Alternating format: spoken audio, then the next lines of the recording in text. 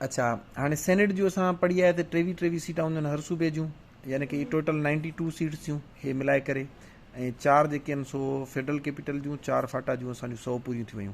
अच्छा, हाणे जेके हिकिड़े कंहिं बि सूबे जूं मिसाल सिंध जूं असां खणूं था पिया, 23 सीटूं आहिनि। हाणे इन्हनि जी डिस्ट्रीब्यूशन फर्दर तव्हां खां पुछी सघनि था पिया त इन मां जनरल सीट्स केतिरियूं आहिनि, त इन मां 14 जनरल सीट्स हूंदियूं आहिनि, ठीकु आहे।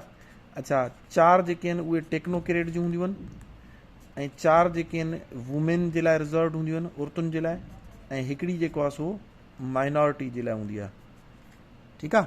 हाणे असां टोटल कंदासीं 14 + 4 = 18 + 4 = 22 ऐं हिकु 23 असांजी पूरी थी वियूं। इहो सभिनी सूबनि जूं, यानी कि पंजाब जी बि डिस्ट्रीब्यूशन ईअं हूंदियूं जनरल, माना इन ते कोई बि जेको आहे सो कंटेस्ट करे सघे थो पियो। 4 टेक्नोक्रेट या उलमा। हाणे टेक्नोक्रेट हूंदो आहे कंहिं बि फील्ड जो जेको एक्सपर्ट हूंदो आहे उनखे टेक्नोक्रेट चयो वेंदो आहे, जीअं इकोनॉमिक एक्सपर्ट, अहिड़े तरीक़े सां को इंडस्ट्री जो एक्सपर्ट हूंदो उन्हनि खे ऐं जेको आहे इहा सीट ॾिनी वेंदी आहे। 4 औरतुनि जे लाइ मुख़्तस हूंदियूं आहिनि ऐं हिकु जेको आहे माइनॉरिटी जे लाइ हूंदी आहे। अच्छा, हाणे जॾहिं बि चयमि त को बि क्वेश्चन अचे उनखे तयारु करण जो इहो तरीक़ो हूंदो आहे। अहिड़े तरीक़े सां असां जनरल जेका नेशनल असेंबली आहे उनखे तयारु करे वठंदासीं, वरी सिंध असेंबली जी जेका सीट डिस्ट्रीब्यूशन आहे उनखे तयारु करे वठंदासीं।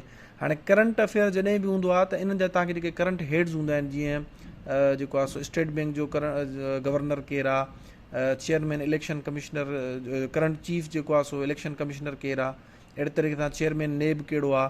हाणे सेनेट जो चेयरमैन तव्हां खां पुछी सघनि था पिया, जहिड़े तरीक़े सां क़ौमी असेंबली में स्पीकर ऐं डिप्टी स्पीकर हूंदो आहे, त हिन में चेयरमैन सेनेट ऐं जेको आहे सो डिप्टी चेयरमैन इहे ॿई हूंदा आहिनि। हाणे चेयरमैन तव्हां ॾिठो हूंदो या ख़बर हूंदी, सादिक संजराणी आहे, ठीकु आहे। तव्हां खां इहो पुछी सघनि था पिया कहिड़ी पार्टी जो आहे, BAP। अच्छा, उनखां पोइ डिप्टी चेयरमैन PTI जो आहे, जंहिंजो नालो मुंहिंजे ख़्याल में मिर्ज़ा मोहम्मद आफ़रीदी, हे PTI जो आहे, ठीकु आहे। ऐं इनखे त हिन में रखी छॾिजे। जहिड़े तरीक़े सां नेशनल असेंबली में स्पीकर ऐं डिप्टी स्पीकर जेको सेशन हूंदो आहे उनखे कंडक्ट कराईंदा आहिनि, जेके हेठि MNAs वेठा हूंदा आहिनि, उन जो हिकिड़ो लीडर ऑफ द हाउस हूंदो आहे, जंहिंखे पाण प्राइम मिनिस्टर चवंदा आहियूं, ऐं ॿियो हूंदो आहे अपोज़िशन लीडर, ठीकु आहे। अहिड़े तरीक़े सां हिन में बि ईअं हूंदो आहे, लीडर ऑफ द हाउस ऐं उनखां पोइ अपोज़िशन लीडर। हाणे लीडर ऑफ द हाउस आहे आज़म नज़ीर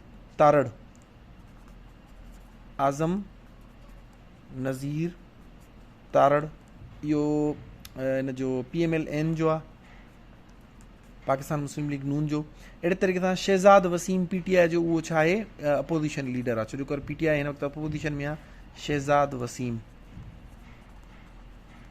इहो PTI जो आहे, ठीकु आहे। सो इहे पॉइंट बि तव्हांखे ध्यान में रखणा आहिनि। अच्छा, गिलगित बल्तिस्तान में हिकिड़ो पॉइंट रहिजी वियो, तव्हां खां पेपरनि में पुछा करे सघनि था पिया त गिलगित बल्तिस्तान जेके इलेक्शन थियूं हुयूं, इहे काई इलेक्शन हुई, त इहो 3rd जेको आहे सो असेंबली हुई, या 3rd जेको आहे सो इन्हनि जी जेका कॉन्स्टिट्यूएंट असेंबली या जेको बि चइजे, इहा इन्हनि जी ठही हुई, या 3rd लेजिस्लेटिव असेंबली चवंदासीं,